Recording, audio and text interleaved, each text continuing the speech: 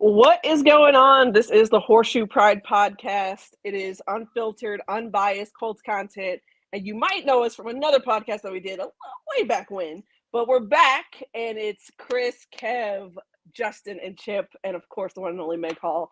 I guess we decided to do this again because we're bored, and we've been chopping it up via Twitter DMs for like a week and a half now. And somebody was like, you know what? We need a podcast. So here we are.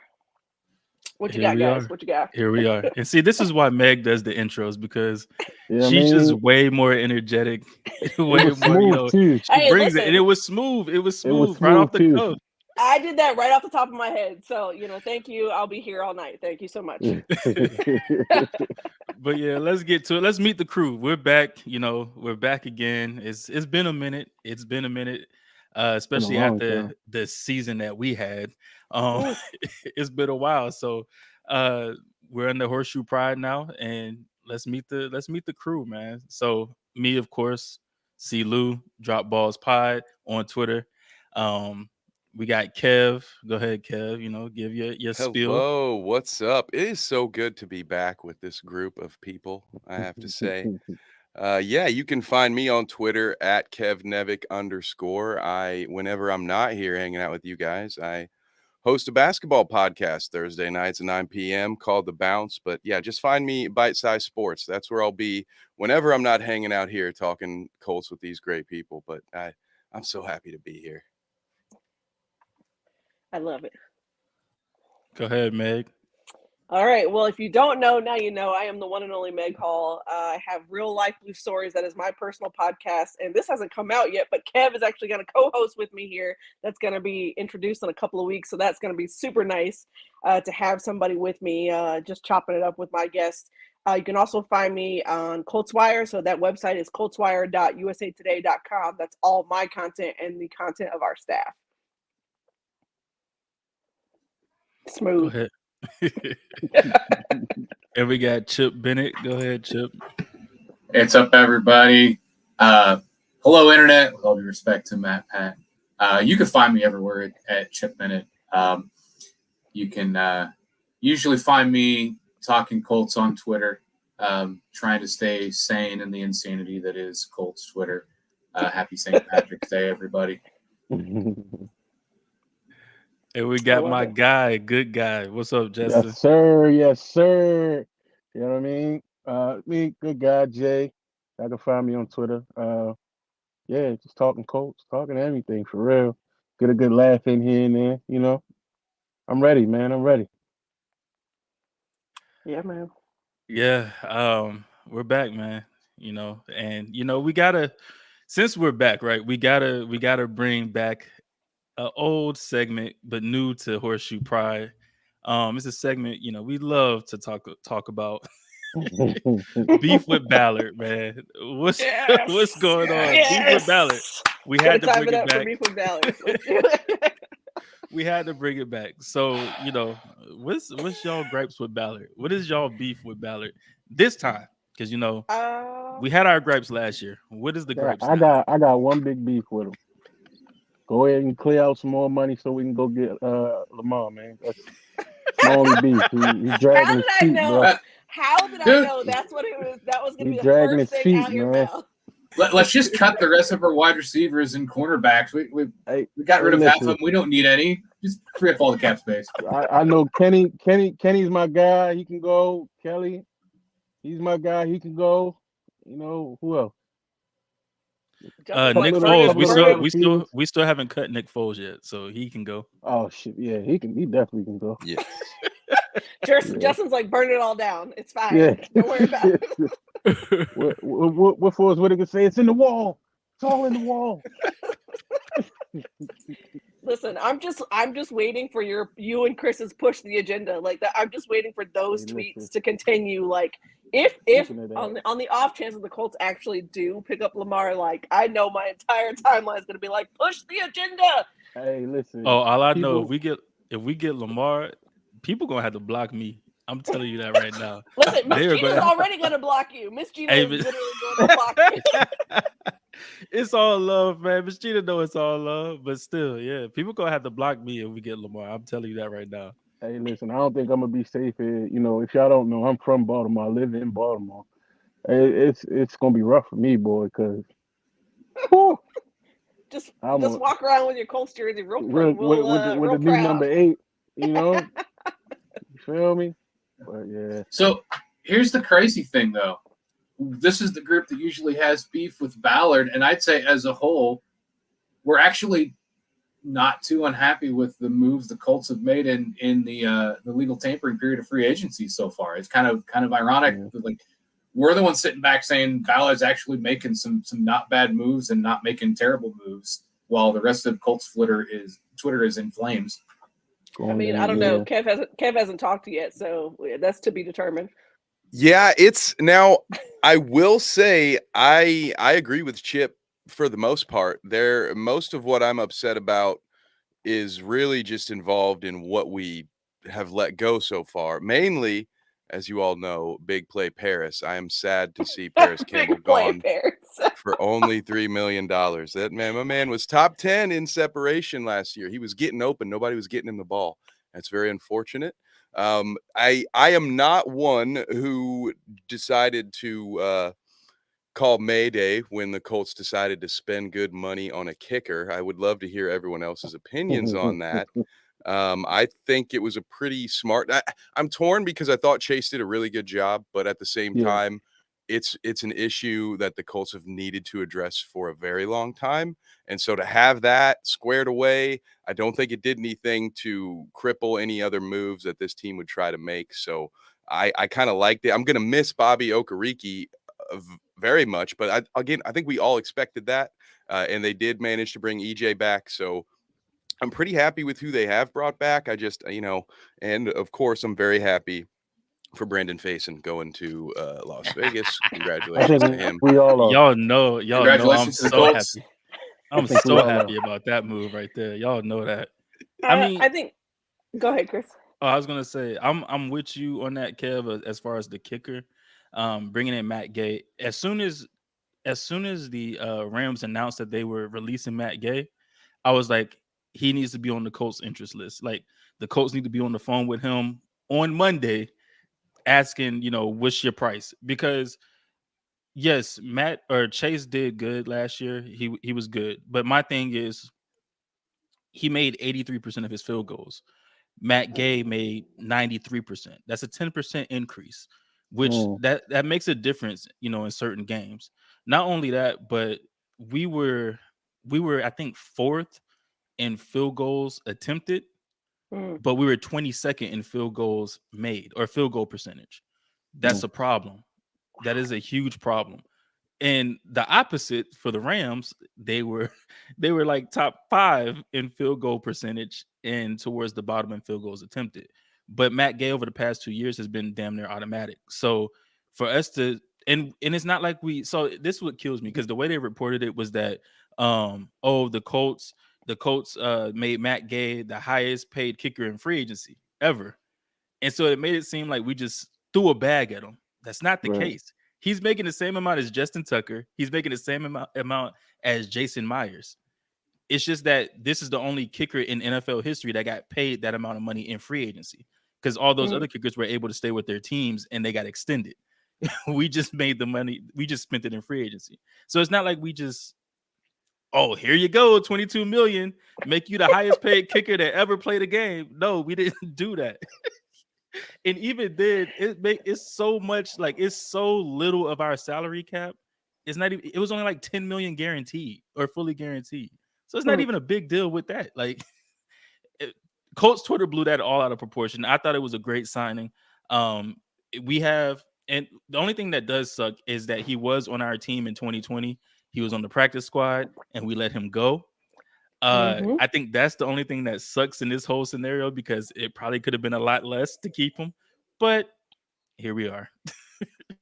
Yeah, I'll hop in a little bit. So I'm not gonna lie, I was a little perturbed by the Matt Gay signing, simply for the fact that I'm with Kev. I thought that Chase McLaughlin did good enough to at least warrant getting even a 1 or 2 year, extension. Um, Given the fact that we just watched, Rodrigo Blankenship, like, basically tear it up, and not in a great way.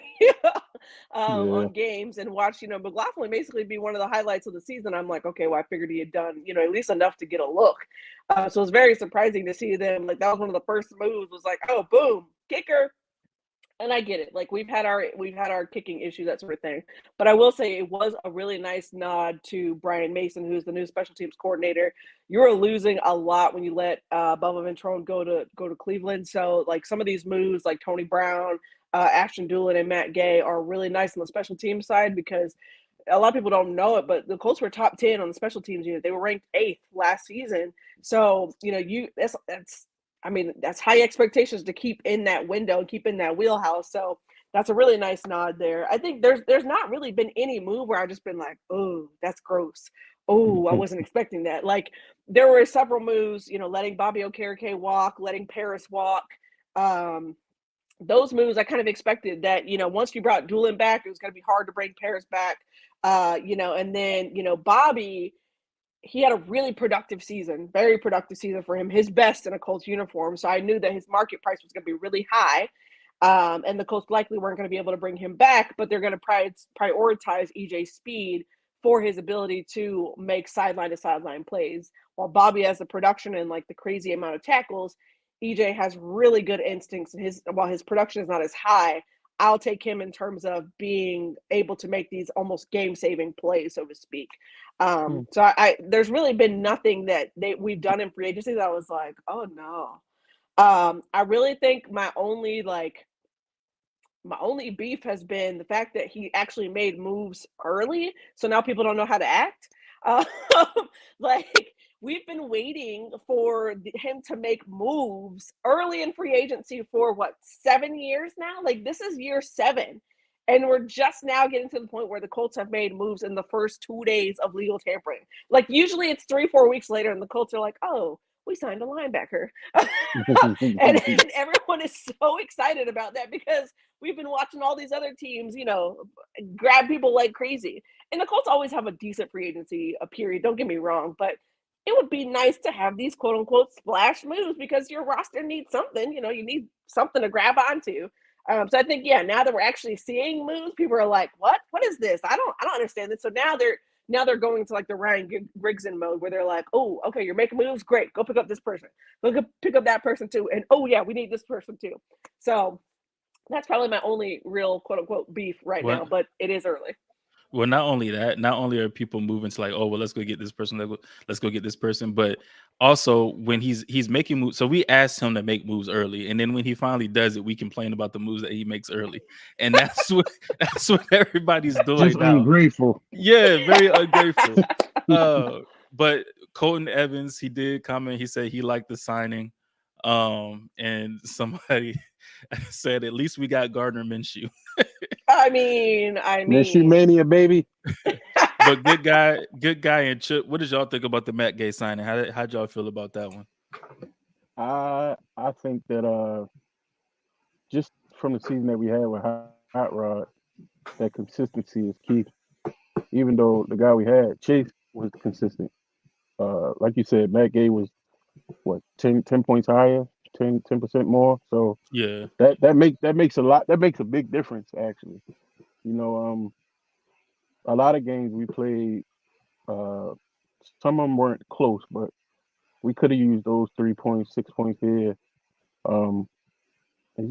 It's a cool signing. Like Meg said, it ain't the big splash that we want, that most Colts fans want, but it's definitely something that like a building block almost.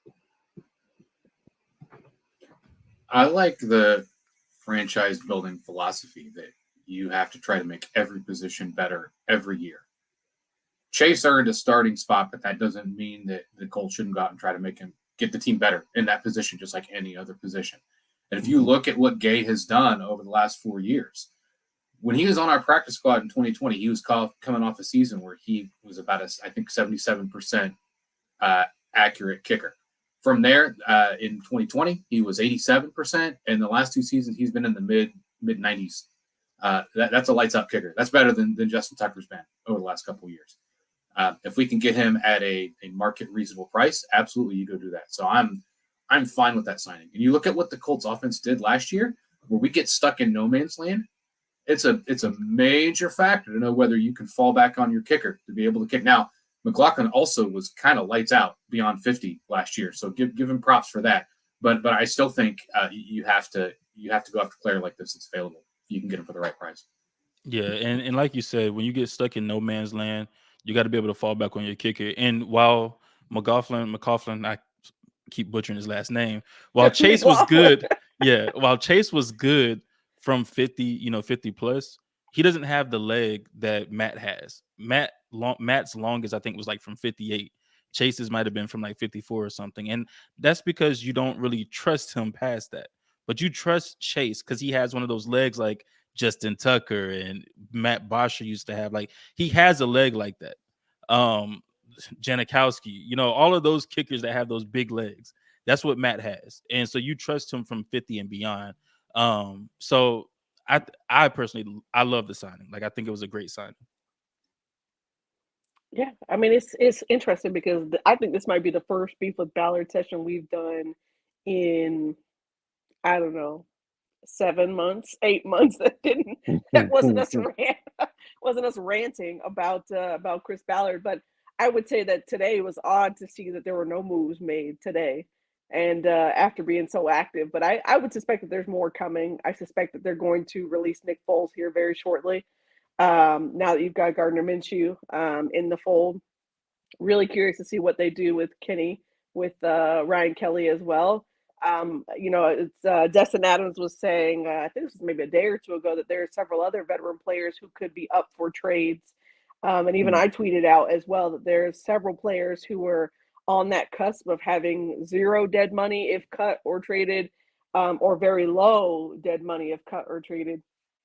So I would not be shocked to see them, move on from several players. There is one that I'm interested to see what happens is Mo Alley Cox.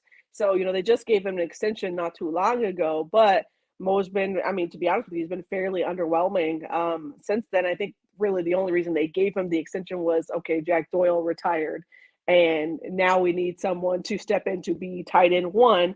But Mo was never that big dynamic guy. He was never the red zone target or things like that. And by and large, this is my personal opinion, but if we had a consistent offense and consistent play calling, I fully believe that Jelani Woods would have blown him out of the water for the rest of the season. And I think that Drew Ogletree as well, before his injury, was headed that way. So I would not be shocked to see Mo, the next one gone as well. Would be interested to see if they pick up a blocking tight end either in free agency now, or if they wait to the draft and pick up one like in the later rounds. And I know the Ravens got about 5 of them. So yeah, the Ravens do got like 5 of them. I know Kev had mentioned earlier about Paris Campbell, not coming back. And while that does hurt a little bit, sometimes we have to think of it because after he signed, I saw, all of Twitter, Chris Ballard sucks. Why he didn't bring him back? And this is what was crazy because during the season we had all this trash to sling at Ballard. But now it's kind of like we've been trying to defend him during this offseason, which is absolutely nuts. But people have to realize, like, sometimes free agents don't want to come to Indy. Like, and I'm not saying Indy sucks. I've been to Indy. Like, I've been to Indy once, and it's great. Like, I loved it when I was out there. But you got to think of it from a point of view of these people going to Indianapolis with their families and everything, and you're asking them to play football here, be a part of this community or whatever. But there's some people that just don't. Miami, Atlanta, California, Las Vegas are all premier destinations. Like, these are all destinations people want to go to, play ball, and live in those cities. And so Paris might not have wanted to come back. Also, Ballard may not have wanted him back because Frank Reich was the one that went to bat for Paris Campbell, most likely. And throughout all the health issues through the first 3 seasons, and then he finally stayed healthy during a contract season, of course, because that's always what happens. You either have your breakout year on a contract year, or you stay healthy your contract year. But then also the uncertainty at quarterback. You don't know what's going on at the quarterback position. So you go to New York because they have Daniel Jones. They have Saquon Barkley. They have all of these weapons on offense. And they went to the playoffs. They've been to the playoffs, had a little bit of success. So people have to think of it from that standpoint, because the money wasn't an issue. I don't think it was. It was $3 million, like, or however much it was. Like, the money shouldn't have been an issue. But you have to think about, maybe he didn't want to come back. Maybe he didn't want to stay in Indy. Maybe he wanted to go to New York's a big market. And if you have a breakout year, this year, then you get the bag. So exactly. And that's a good point too, because you mentioned it, the inconsistency here at quarterback. When you talk about this being, we all thought it would be a 1, maybe 2 year max. We knew it was going to be a prove it deal for Paris. If I'm a guy who needs to have a prove it year, I'm going to go somewhere where they know who their quarterback is. And I know who I'm working with, and I have a full off season to get ready for it. And then it doesn't hurt that it's in one of the biggest markets as well, because then, as Silu mentioned, if you do have that breakout, more people are going to know about it, which means you can yield a bigger bag in the next off season. So I get it. Not everyone believes that the Colts are in a rebuild, but I think some players absolutely might have felt that and think that it's time to go try their hand somewhere else. Our new kicker, in fact, today said he believes that the Colts are not in a rebuild. So take that from I did hear that. Which that's funny, because, Chris and I have been battling for like a month and a half now about whether or not we were in a retool or a rebuild. But I won't. I digress. We don't rebuild. I finally came over to the side that we were rebuilding, and people. But that's after all of the stuff that's gone on. Like, we don't have a quarterback. We let go of Paris Campbell. We don't replace him yet. We trade Stephon Gilmore. Our cornerback room looks like trash. I just need to bring up my receipts from that conversation we had, because it was like, hey, we are not that far away. We just need this, and this. But when you get new information, and things change. I got new information, so things have now changed. It was fine. You just come over here. I'll slide over on the couch for you. It's fine. I've been on the, hey, we're in a rebuild sort of mode. I'll say this. I did read something today. It was a piece on The Athletic put out an article about Bobby Okereke going to the Giants. One of the things that he said was that he agreed. He was like, there's stability here. They have playmakers here. Like, it was a big draw for him. And the thing is, we also knew that the Colts weren't going to be able to match whatever Bobby was going to go out there and get on the market. Let me say that. But I could see why, Paris is leaving as well. Bobby was already there. Hey, that's somebody, a familiar face I at least know. The Giants are building something. You can buy into the culture with Brian Daboll. Like, it's a big draw there. So I really wasn't upset. And the money clearly was an issue, because I think we could have done something comparable to that.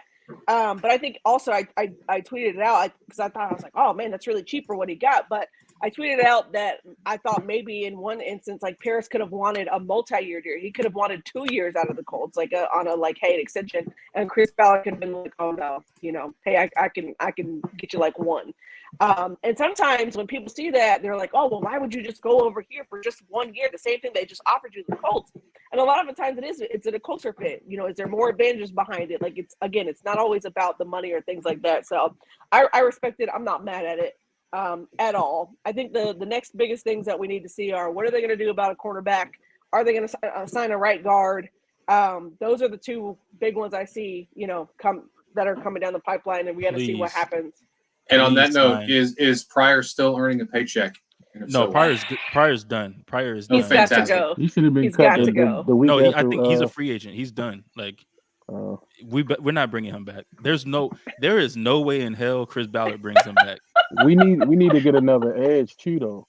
Listen, I'd rather go Jonah Williams than to bring. Jonah Williams than to bring Matt Pryor back. So here's the thing, though. Like, when they sign Samuel Ebukam, Ebukam. There you go.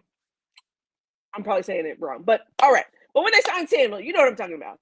Yeah. When they signed Samuel, I looked at that deal as, okay, this is either a really nice rotational piece, or this is your starting guy who's going to be in that Leo role. But I don't think he doesn't have the same production that Yannick Ngakoue does, but he's way more disruptive than Yannick Ngakoue is. So go look at his pressures are about similar, but his disruption rate is really higher. So it's like 14.8%, something like that. His pass rush win rate was a lot higher too. And then Yes. also I think he doesn't have the same sack production because he played less snaps. Like He's Yeah, a Yannick that Gaffney he situational had played. like guy. He 200 played plus next more to snaps. Yeah. Nick Bosa as well. So I mean, Yeah, he's And a situational guy. Sarah says bring in Isaac Seamalu. And I agree. Let's go I get him. agree. Yeah, I Right agree. guard from the Philadelphia Eagles. She also said, how's everyone doing? We're good. Hey, We're Hanging in good. there, Sarah. hey. Hanging in there, man. We're But yeah, trying. You I know agree what? with her. This is a continuation of a group chat. This is basically a group chat in visual form. This is what's been happening in our group chat for the past like week. I think we said something. I think it was like during the year that we get another tackle and push Brayton inside to guard. I I would think not be that'll be mad at tough. that. And then either get a center in free agency or draft one. Okay. I would say draft one. I I would think rather that draft a center. will solve. Hopefully, that will solve our issues on the line, which I think was the biggest problem Yeah. of the year. I would say though, if you lean into the draft, like you got to be patient because you're going to have a whole lot of you're going to have a younger line there. And not to say that we Yeah. can't be successful, but I would just say that you're going to have to see that ability to gel like over time, right? Like we've been talking about how just disjointed this line felt. And I feel Mhm. like if we get new faces in the line, which hey, it's very real possibility that you're also going to have to be patient because you're going to have a rookie quarterback and a very, very young offensive line. So We might I not just have a want rookie quarterback. to. Hey, Gardner Minshew said he was ready for No, whatever today. Gardner is not starting. We may not have a rookie quarterback because we're going to get Lamar. And You know I just what? want to bring this up really quick. Yeah, Look good at guy is showing it. And I had to bring the tweet. Yes, I had to bring the Lord. tweet with me. Oh my Yes, gosh. Lord. Oh my gosh. Perfection. Let's All right, go so get for those him. of you who are listening, what Chris just flashed on the screen was his Microsoft Paint version of Lamar in a Colts It looks jersey. beautiful. It's iPhone photo edit. That's what it is. It looks I thought it looks was beautiful. CGI, to be honest. So yeah, you could have told me. Good, don't it, Kev? I mean, Chris has been doing these jersey swaps all week, and everyone has been like hyping him up about it. Like it started as I think it honestly started as a joke. It was like, hey, real cool. And then people started commenting on it, and he's like, oh, I got to do it. So now it's like every possible free agent that is a potential fit with the Colts, Chris has done a jersey swap on. Well, I mean, I did it last year, right? But it didn't really get that much attention. And now, it's that Did Lamar. you do it last year? I didn't see it. Yeah, I did Okay. it last year. It's getting Don't mind attention my because son in it the can be background. real now. It can be real now. That's why it's getting so much traction. It can be real. But Look, it's not crazy. Colton says, "Let's go get him." I think they go for man. a quarterback in the draft, but it is not completely insane to go after Jackson if Jackson will come back to earth on his requirement for guaranteed contract for a quarterback who hasn't stayed healthy 3 straight seasons. If he'll be realistic with the contract he'll take, then giving up 2 firsts for him is not a terrible decision. I don't know I'm with you, what Sarah. exactly Bring me it those is. wide receivers. I don't know I'm with exactly Sarah what on his that. guarantee is, what his number is, but I'm pretty sure somebody will reach out to him from some team, and we'll get a glimpse of it sooner than later. You know what? I'll say this, and I said it a lot. I do not see it happening for the simple fact of the guaranteed money. You can't. The other thing is you cannot do what Chris Ballard has done at this quarterback position and then go out and give up 2 first-round picks, even if that comes with Lamar Jackson. The main reason being is this. We have been on this quarterback carousel. Ooh, this looks nice. Ooh, that looks great. Like, let me see if this will work here, sort of thing. And we have not forced Chris Ballard to actually draft a quarterback that's going to be the face of the franchise. So while Lamar Jackson is a phenomenal choice, and don't get me wrong, I would be all on this train if it didn't cost the money and the picks. Like, all right. But I want to see what Chris Ballard will actually do when faced with the decision to evaluate talent. Because, we've talked about he's a great talent evaluator, but roster builder is where he struggled. And we're seeing that now in real time. His roster is still struggling, and we are 7 seasons in now. We're starting the 7th season. So I want to see what he will do when faced with that decision. And that will tell me whether or not that he's actually serious about getting off of some of these decisions that he's been very bullish about, that he didn't admit that he was bullish about until the end of season presser, after the season ended in basically flames from all of his decisions coming to life in one sort of season. It had to hit the fan. Not only that. Oh, go ahead, Chip. Go. Okay, so just to demonstrate how irrational people are being about this, to say that it's too much to give up 2 first-round picks to get a quarterback plus a contract. The firestorm that erupted when Carolina gave up, they did a first-round swap, they gave up another first round, they gave up 2 first rounds and their number 1 wide receiver to move up into the number 1 spot, and people were like, why didn't Chris Ballard do that? And those would be the same people who are saying they gave up too much to give up 2 number 1 picks to get Lamar Jackson. I don't get it. That would be insane. Yeah, I mean that is true, because they're like, oh, why didn't we do that? And then in the same breath, 2 first rounds is too much to give up for Lamar. But why didn't we move up to the first overall pick and give up all of these picks? Chris Ballard isn't aggressive enough. He's not aggressive. Why didn't he do this? That's too pricey for a former MVP, but I'm all in if it's an unproven college prospect. Exactly. Somebody that we have no clue is ever going to succeed. It could be the best quarterback ever who could bust and be Ryan Leaf. We don't know. These top 4, we don't know what they're going to do. It could be Jamarcus Russell. He could go out there and not give a damn about his playbook and not do anything. We don't know. But let's bet the farm on him. Bryce Young or CJ Stroud going to be pissed off once they go to Carolina. They ain't going to have nobody to throw to. Well, nothing sets up a quarterback for success like having no one to throw to, So that was very, very. They're really setting this guy up, whoever it is. I think the Panthers are going full rebuild, right? Like, this was full blown. Like, hey, this is admitting, like, all right, blow the roster up. Like, we're going rebuild. Look, Frank Reich is making some rebound bad decisions so far. Horrible. The package they gave up to move to 1, then to come out and say, well, we'll consider moving back out of 1, and that they're doing things because they're worried about what the Colts are going to do, and knowing what kind of quarterbacks he like. It would not put it past me for him to go out and get Richardson. So and jump over Stroud or Young. I said it the other day, and I almost unraveled a space, but I said that it would not shock me, and I tweeted this too, because I said in January when they hired Frank Reich that it would not shock me to see the Panthers move up, which they did. And somebody was like, oh, no, they're not moving up. They're too far down. I'm like, they're at 9. It's possible, right? But then I said the other part of this was that Will Levis has Frank Reich written all over him. And then the reports come out, no, it's CJ Stroud, blah, blah, blah. And I'm like, yeah. And so I said in the space, I said, watch it be for someone like Will Levis. And this Panthers fan was in there, and he's like, listen, if it's Will Levis, he's like, I revoke my fandom. He's like, I give up. He's like, I'm not going to be a Panthers fan. But I said to him, I'm like, Frank Reich likes a strong arm. He likes a guy that can be athletic, who he can manipulate. And the thing is, Will Levis fits that. CJ Stroud fits that. I mean, Anthony Richardson definitely fits that with all the big physical traits. But in my mind, I'm like, do we really trust the Panthers to make a logical decision at quarterback when they just had Sam Darnold, they had Baker Mayfield, they had PJ Walker, and they had Matt Corral, all at one point within the last. You're going after the male monster. To be fair, that was under Matt Rule, though. I mean, yes, true. Matt Rule was trash. To be fair, yes.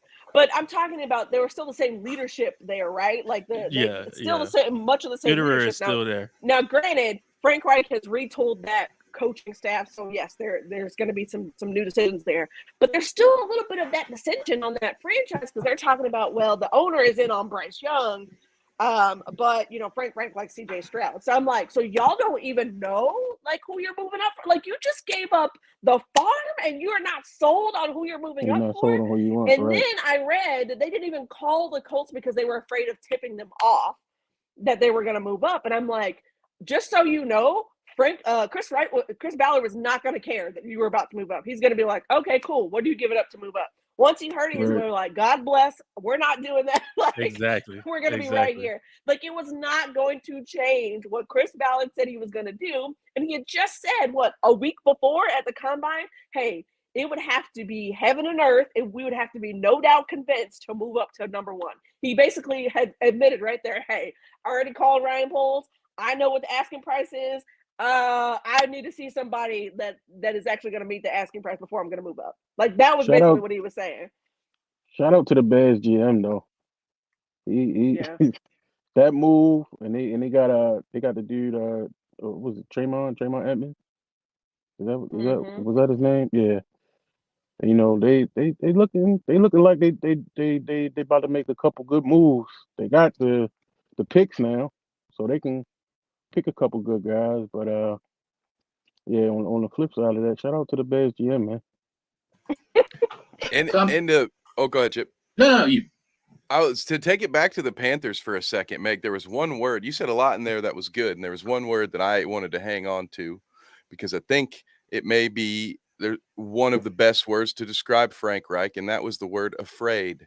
He was afraid to talk to the Colts about tipping them off. Another one I would use, maybe if afraid is too harsh, let's use indecisive. We're talking about they sold the farm or whatever the saying is to move up to number one. First of all, as you already mentioned, you shouldn't do that. You don't trade up for a position. You trade up for a guy. Like when you know you have your guy, you go up and do it. And you sure don't go ahead and do it and then publicly say, well, we'd be willing to trade back out of this because That was wild. that's to me. just Yeah. what that just signals, hey guys, I'm new here. I have no idea what's going on. If you want to sell me an elevator pass, go ahead. That was good. And when that happened, so like when that came out, I was like, oh, this must have been, before all of this. Like this must have been before the trade. Because I was like, there's no way in hell they traded up to number one overall. And it was like, oh yeah, we're willing to trade back. Like there's no way you just gave up all of that and then said, we're willing to trade back. We don't really know who we want. And Chip brought this up in the group chat. He said he said this would be the perfect time for my Hogwarts outfit. Since we're talking about the Panthers. Yes!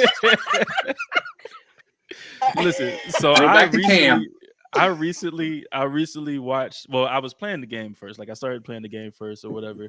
But it has nothing to do with the movies. But I recently watched the Harry Potter movies, and all I'm going to say is they were great movies. They were absolutely they were wonderful. I understand the hype behind them. But yeah, speaking of the Panthers, Chip said it would be perfect to bring up Cam Newton in Hogwarts, aka my character. Yeah, that was great. When you tweeted that out, I was like, I squinted. I was like, is that Cam? That definitely does look like Cam Newton. I'm though. like, I know Cam Newton when I see him. I was like, I'm about to have Cam Newton trending, and I ain't even mean to. Like, I just tweeted out a picture of my Hogwarts outfit. So I'm curious what you guys think. There is a lot of uncertainty about who the Panthers would pick if they stay at one, which to me is immediately a reason not to try to jump up to one when it's not obvious who you're going to pick. I'm kind of at a point where I see all four of these guys pretty much the same in terms of what their potential is, what their risks are, their uncertainty. And I'm happy with Ballard staying put because you're automatically going to get one of those four by doing nothing. But knowing that this is Ballard, if he's not enamored by any of those, what do you think of the chances that he might trade back and take a flyer on a Hooker or a Bennett and get some more picks? I'm so glad you asked. So glad you asked. So I tweeted about this and actually wrote about this too, shameless plug, about the possibility that the Colts would not take a quarterback at 4. So Chris Ballard has said, and Zach Kiefer also alluded to this earlier this week, is that the Colts kind of see this class as not necessarily being on the same wavelength of, Burrow or Trevor Lawrence or whatever else, right? Like they're not going to force a pick there. Now, the thing is, though, if you don't take a quarterback at 4, what do you take? Well, you have this massive gaping hole now at cornerback because you just traded Stephon Gilmore. So you could go. I wrote about how like someone like a Christian Gonzalez might tempt Ballard because he is just phenomenally silky smooth athlete. Like just yeah. If anybody watched this combine, you saw you saw it. You saw it. He just woo. In and out of breaks it was like silk, dog. It was crazy. I'll say this. I haven't even been looking that way because I was like, oh, we're not even gonna be able to have him. Like I just immediately was like, nope, don't look, Meg, don't look. But it was hard for me not to look away. But I basically wrote that like, hey, Chris Ballard could be tempted. Now, if he doesn't find anything that he likes at 4, I could also see him trading back, but staying in the first round and taking someone like a Joey Porter Jr. at somewhere in the mid round. Now, let me say this. You need that. You also need edge too. So there's some options there that Chris Ballard could take. If you don't take a quarterback at 4, do you wait until back half of the first round to see if Hendon Hooker is still there? If Hooker's still on the board at 36, do you take him at 36 and roll with him there? I know the Colts have interest in Hendon Hooker. They've met with him, that sort of thing. So I would not be shocked there, but I think the Colts I've heard more rumblings about Colts and Anthony Richardson, them being high on Anthony Richardson, and having Shane Steichen as someone who has worked with a multitude of quarterbacks and I really think that Shane Steichen could do wonders for Anthony Richardson, a la the same way that he did for Jalen Hurts. It makes that pick very, very interesting. But don't be shocked if the Colts do not take a quarterback at 4, because I know how Colts Twitter is and I know how Colts Facebook is. You are going to unravel the moment they're gonna go crazy. The moment he doesn't take a quarterback, it's going to be like pitchforks and down with Ballard. He needs to be fired, and all these sort of, like, I need y'all to breathe. Because the thing is, Ballard, if he picks a quarterback at 4, he has to nail that pick. He does not have the liberty of not nailing said pick. So I just want to keep that in mind, that if he doesn't see something there, he's not going to force it. Y'all know him by now. That's not his nature. He's not going to force a quarterback there. So just be open that it could be something other than that. Because and there are suitors for that pick. Yeah. He can get value from that pick. Yeah. Correct. I would think so.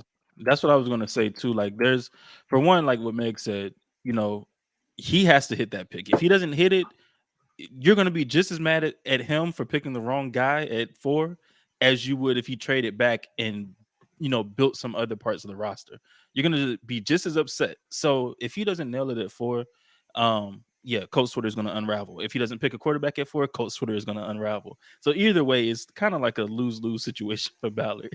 But like you said, Chip, there is value at 4. Like there's people want to move up to 4 to get whoever. And I've thought about it. I've even made trades online on my mock drafts, and we can move on to the mock drafts after this. But like, I've even done mock drafts online where I traded back to the Raiders, traded back to the Panthers at that time, but they're no longer there. Trade back to the Bears if they want to move up to 4 because they want to take Jalen Carter or Will Anderson or whatever, however the board falls, right? Or whoever just wants to move up, and you trade back, you get picks, which we all know Chris Ballard values picks like immensely. Like, he loves picks. Especially if you can get this year's first round, next year's first round, maybe a second, a third, something like that. Because 4 is a very valuable pick. So get that. You get your corner, your edge, your receiver at 1, JSN perhaps, because we need a slot. Another Ohio State product, right? So go with Jackson Smith and Jigba. And then in the second round, you grab Hendon Hooker. I think if we don't get the quarterback that we want, which I think for the most part, I think everybody's looking towards Anthony Richardson or Stroud. It wouldn't boggle my mind if he did go back a couple picks just to get some extra picks, prior to second, third, or some picks for next year, honestly. On my mock draft, I traded with the Lions, and I don't know what the hell they got, but I still wound up getting CJ Stroud at 6. But I got like 3 or 4 extra picks with that. So I mean, I wouldn't go crazy, but I would be slightly upset that we didn't get a quarterback if we did trade back. But I was like, yeah, we still need a lot of other shit too. I mean, stuff. I'm sorry. I think unfiltered, right? Yeah, right. Chris, I think you pointed out that the Colts are going to draft a quarterback. They're going to want to do it in the first round to get that 5th-year option on the rookie contract. Yeah, I think that's a valid point. Also, in terms of AR-15, I can certainly be wrong, but I see him as possibly the least game ready for the NFL today of those four. So that pick that's a project pick and a risk pick, and I think that would be that would be significant if Ballard made a pick like that. Yeah, for sure. Very out of character for him. I think he's a project as well. I don't think he's as big a project as a lot of people say he is, but I do think like he has to sit a while. Whether it be a year, whether it be half a season, whatever that may be. But once again, I think what Meg had said earlier, like with Shane Steichen, what he did with Jalen Hurts over those 2 years in Philly, it makes me a lot more comfortable if Anthony Richardson is the pick at at some point in the first round. But I do think you trade back and get Anthony Richardson. I still don't like him at 4. Like I couldn't take him at 4. But I still say you trade back and you get him and you get that 5th-year option still. Even if you get Hendon Hooker like later in the first round, you get that 5th-year option. So that way, if he does turn out to be good, then boom, you can give him that 5th year and then work on an extension when you need to. But I don't know.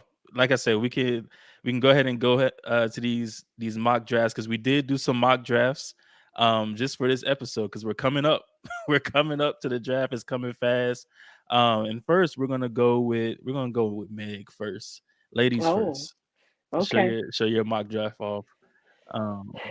All right, so I'll just explain move this what's out on the way. what's on the screen so people can actually hear it if you're listening to the audio version of this. But there is C.J. Stroud at 4, picked up Will McDonald at 35, Tank Dell at 79. Now Tank Dell is a very unique pick because he's way smaller than your average wide receiver that Ballard would typically pick. Then we got LaDainian Tomlinson's nephew here, Trey Hodges Tomlinson. There you go. Dorian Williams, linebacker out of Tulane, in the round 5. Jacorian Bennett, whoo, love that pick. Shout out to the Terps, baby. Yeah, if you watch the Senior Bowl, then that was a phenomenal Senior Bowl by him. He's been shooting up draft boards. I'm good with anyone named Bennett. I love that, Chip. Juice Scruggs as well, really nice late round value pick, and then Will Mallory for a tight end to end that. So really, I love that. Hold on, man. You got to say where Will Mallory is from. You can't just say Will Mallory. You got to let the people know where Will Mallory came from. Will Mallory is from the U. It's all about the U, baby. There you go. He's from the U. Oh, good Lord. I feel so disgusting doing that. All right. But yeah, that was my draft. And to be honest with you, I thought I was a little disappointed in my picks because I couldn't get some of the folks that I really wanted, but I got an A grade on my draft. So I will take that. What do you guys think of my draft? That's I would love to hear your thoughts. So I was pointing out in the chat that the mocks aren't necessarily picking up, but we picked up a compensatory pick from Dallas for that. It hasn't picked that up for that Gilly trade. Yeah. So we have 3 5th-round picks now for a total of 9 picks. So yeah, Sarah, listen, if you're not following Sarah on Twitter, please go follow her. Sarah Small is the wonderful woman in the comments. She is super, super knowledgeable. I had the pleasure of being in a couple of spaces with her. Very, very knowledgeable. And she's knowledgeable on sleeper picks too. So please go give her a follow if you're not following her on Twitter. For sure. So let's do the next one. Hold on. Who should I go to next? We're gonna go with Kev. Go ahead, Kev. Good, because I wasn't giving some of my feedback on Meg's because we had some of the exact same picks. So I was kind of sitting pat here, like, well, I tell you what, I love that Tomlinson pick. I like it a lot. I can tell you that much. I also felt now they gave me a grade of A on this one, but like Meg, I kind of felt I don't know. I was surprised by that. I will say, so before this, I did a mock where I traded out, or I didn't take Anthony at 4. And so I was surprised for me to get an A+ for taking Richardson at 4. That feels like an overvalue, if I'm being honest with you. But to have DeJuan Jones slip to me in the 2nd round is such a huge win. I know Garrett Williams is more of a man-to-man corner, but at the at that point, he was the best corner on the board in this draft. And so, and then we had Hodges Tomlinson, who I was very glad to see that he rolled back to me in the 4th round, because he was one of the top rated quarters left in my pick in the 3rd round. So I knew I was taking a bit of a gamble. So when he got back, I was excited about that. And then from there, we just filled holes that I know exist. So, Ojimo, interior defensive lineman, Abdullah on the edge, Ricky Stromberg. Of course, we need a center. And then Diabate is maybe not someone I would have taken in the 7th round a week ago, but now that I know what our linebacker situation is looking like, I know we might need to add a little bit of depth. So overall, I'm okay with it. I felt like obviously with the Colts, one of the good things about doing a mock for the Colts is there's a lot that we need. So there's usually always an option, right, for something of value to be taken at that pick. So I don't know, guys, that was the best I could do. It was my first solo mock of the year. Demerits for no Bennett's in that draft. Yeah, and minus points for no Bennett's. I like that you doubled up on CB. Yeah. I like the tackle from Texas too. Oh yeah, the defensive tackle. Yeah, I like that one as well. I'm gonna go ahead and do mine. Then we're gonna get to good guys. So yeah, I took AR at number 4. I didn't do any trades on this one. Usually I'll trade back, trade up, do a lot of different things. I've done probably I've done a lot of mock drafts over the past, few months. I think I started my first mock draft on January 9th after we, Oh my gosh. Yeah, mock draft season started early. Yeah, it started early for me. But I took Anthony Richardson at 4, Will McDonald at 35, Garrett Williams at 79. Once again, we need a corner. And losing Stephon Gilmore, it's a big hole to fill. So took Garrett Williams at 79. We went Tank Dell at 106. Dorian Williams, the linebacker out of Tulane, at 139, because again, we got to fill that hole at linebacker. I don't really know how to say this dude's name, so I don't want to butcher it. So I apologize if I do. But Fihoku, the edge out of San Jose State, at 163. I doubled up on edges this draft. And receivers, Ronnie Bell out of Michigan and Mohamed Ibrahim out of Minnesota with the last pick that we have in the 7th round. If he falls that far, pairing him with Jonathan Taylor would be really nasty. I mean, I would like Tajay Spears at some point too, but Mohamed Ibrahim, I can't go wrong right there. So if we were able to get him in the 7th and pair him with JT, it's over with. We just can run the ball. It doesn't matter who we have at quarterback. We can just run the ball with our running backs, and even if it's Gardner Minshew, just run the RTDB, run the damn ball. Like that's it.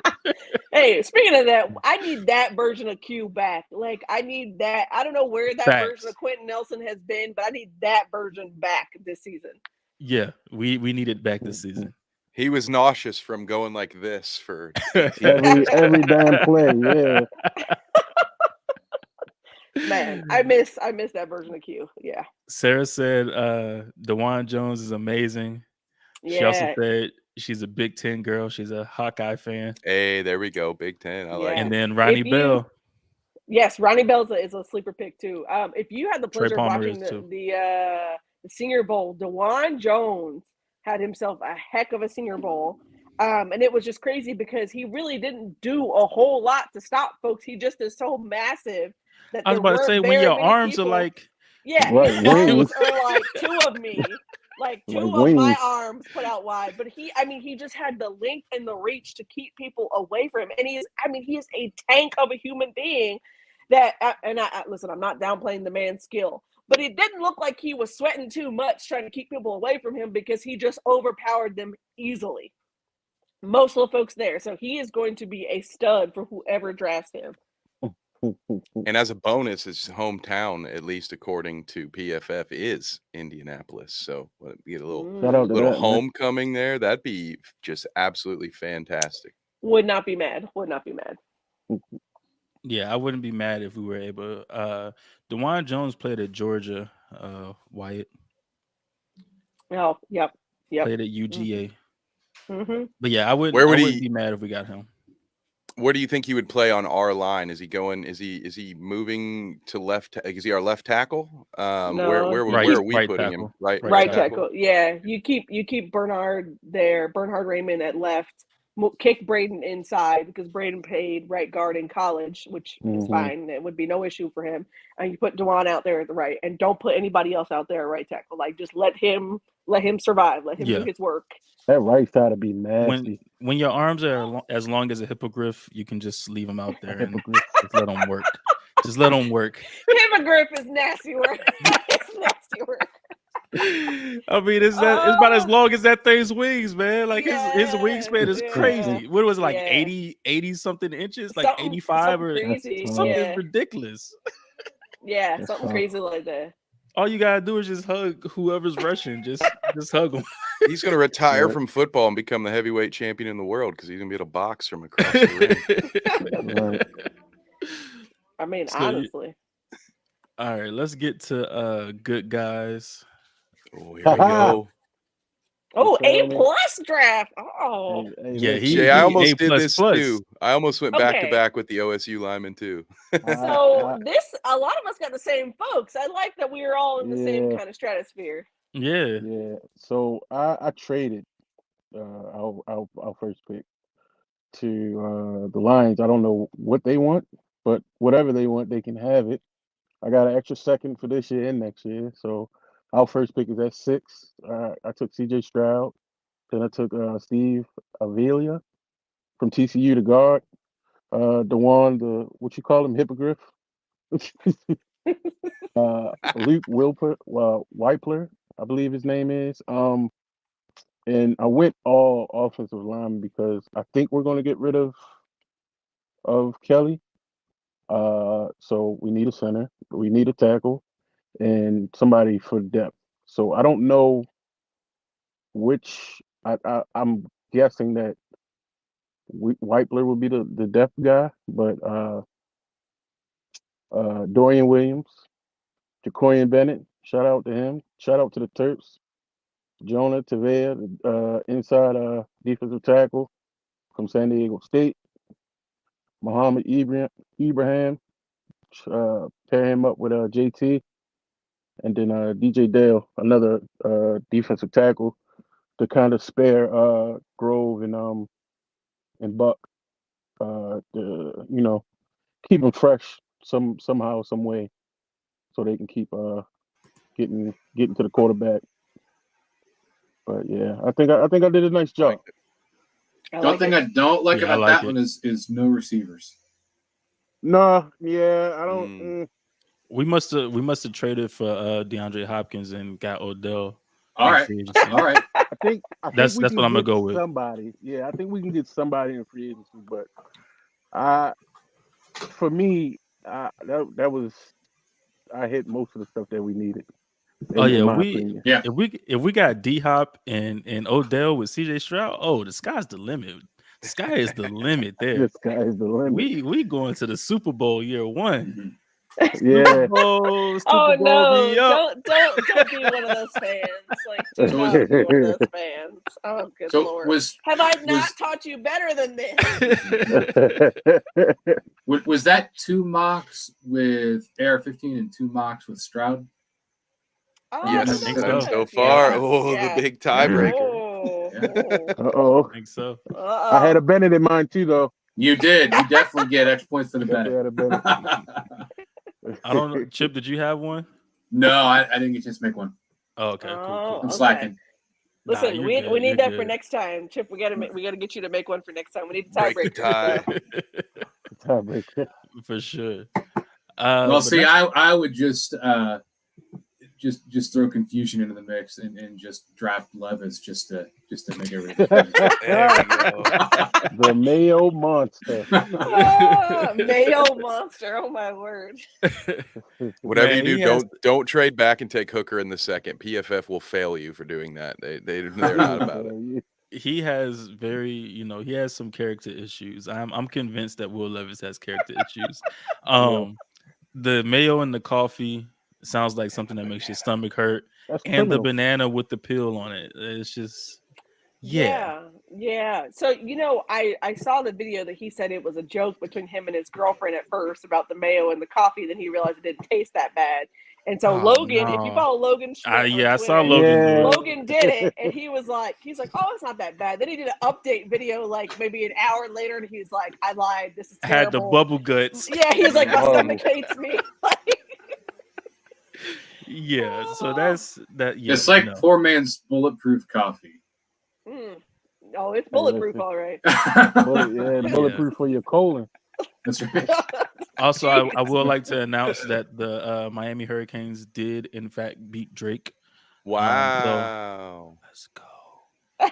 Yeah, Sarah dropped that in the comments for you as well, Chris. If you I didn't know. see Shout it. out to I saw Sarah. that. Let's Yeah. go. Oh man. The Man. U is here. Well, You Sealy, would- we might be rivals on Sunday if Yeah, IU can if take you- care if of business IU against yep. Kent State, which is a bit of an if, but And then we're gonna fingers take- crossed. We're gonna take I care do. of business on Sunday. Let's go. Hey I do man, have to give- just be glad you didn't go against Farley Dickinson. That's true. I do have to give a shout out to Kennesaw State though. They hung in there today with Xavier. If you haven't been watching Kennesaw State, they're almost one of the Cinderella stories of this season. And I really, really like them because I grew up just minutes away from that university, literally watched it being built. So I love that for them. It's really cool to see something from my hometown like actually be on TV. It's the second time I've had that pleasure. I went to Mercer for grad school, and so years ago in 2014, Mercer upset Duke in March Madness, and I remember that, and I remember picking Mercer to do that because I don't watch college basketball like that. And I remember doing a bracket in my office, and I picked Mercer because hey, I'm alumni. And everyone in the office like laughed at me, and I was the only person who still had a perfect bracket after that. So hey, shout out to those teams. But man, that's all I had. Unless y'all had anything else today, man. I don't have much else. And I'm sad Boom couldn't join us. Yeah. It feels good to be back, man. It does. Facts. It does. I missed you guys. I know you missed me. It's fine. You didn't have to say it out loud. But I'm gonna say it for we you. miss you, I Meg. missed We you. miss you. Thank you. I appreciate that. No, it's been fun. I'll say this. This is really cool to continue the journey with you guys. I know when we started this last year, it was kind of a hodgepodge of like, hey, you like the Colts? Yeah, I like the Colts too. Cool. Like, let's talk about it. And now it's become this like family. So, hey, Yeah. I love you guys. Yeah. I appreciate you guys. You keep me sane. Off season is long. Everybody needs to remember the off season is long. You're not going to know what the team's going to be like until we get to September. So let the chips fall where they're going to fall. Don't freak out too much about anything that happens between now and then. Agreed. Agreed. So everybody let everybody know where y'all are, where they can find you at. I know we did that at the beginning. It's always good to close with that too, just so that way people can remember. People forget after an hour-long episode, they forget things. So let them know where they can find y'all. Yeah. It's the good guy, Jay, on Twitter. I think it's the good guy on everything now, pretty much. Yeah. Y'all can find me there, but I'll be on Twitter most of the time. Mm-hmm. I guess I'll go next. I am at the THE, like the one and only, the Megan Hall on Twitter. Same thing on Instagram. I'm also on TikTok, Real Life Blue Stories for my podcast. Also on YouTube, Real Life Blue Stories as well. All right, I'll hop in. So I write for The Last Word on Sports, covering the NBA and college basketball. But other than that, you can find me on Twitter at @KevNevic_. And most of the time when I'm running my mouth, I'm doing it either here or on Bite Size Sports. So go ahead and subscribe over there because we're live multiple days throughout the week. So I'll spare you my long form pitch, but it's just so good to be back here. So I think Chip is next on our round call here. You can find me everywhere on all the socials and everywhere else. Just look for Chip Bennett, except for TikTok. I refuse to get into TikTok. Sorry, Meg. Yeah. Hey, listen, I only did it because I got a brand to build. So, isn't that what they say? That's where all the young folks are. Yep. You're gonna find me on Twitter most of the time. Like 98% of the time, you're gonna find me on Twitter. I'm active there like all day long, especially trying to stay up to date with all this Colts news, which I forgot to mention. Yeah, coltswire.usatoday.com. That's where all my writing is. Just elevating myself just a little bit. And Horseshoe Pride for the rest of us. Yes, of course. That's right. Does that leave me? It does. Yep. Yeah. Yes, sir. All right. Well, see, Lou, you can find me on Twitter all the time, pretty much. It's where I spend most of my days. At Dropballs Pod. So, find me on there. I don't really do too much Instagram. I have one. I don't really do too much on it. I have a TikTok. Don't really do too much on it. I need to get back active on my TikTok, especially with the, Colt stuff, just sports stuff in general. You can also check out Drop Balls Podcast on any podcast platform. Just dropped a new episode today. Shameless plug. And all of us you can find on horseshoepride.com. We are going to be writing, dropping podcasts, all types of stuff on there. So yeah, y'all can find us there. But that's all I had. I hope y'all enjoyed the episode. It's good to be back. Hopefully we can stay consistent with it. And keep this thing going, keep writing this thing out. But hope y'all have a good weekend. Happy St. Patrick's Day. Enjoy y'all weekend. Don't drink too much. Don't want anybody with stomach aches, headaches, throwing up on the side of a toilet, any of that good stuff, Just keep the mayo out of whatever you're drinking. Yes, Lord. But that's all I have for you. It sucks that Boom isn't here to give us our sign off. But I got it. Yeah. Go ahead, man. There we go. The Calvary's here.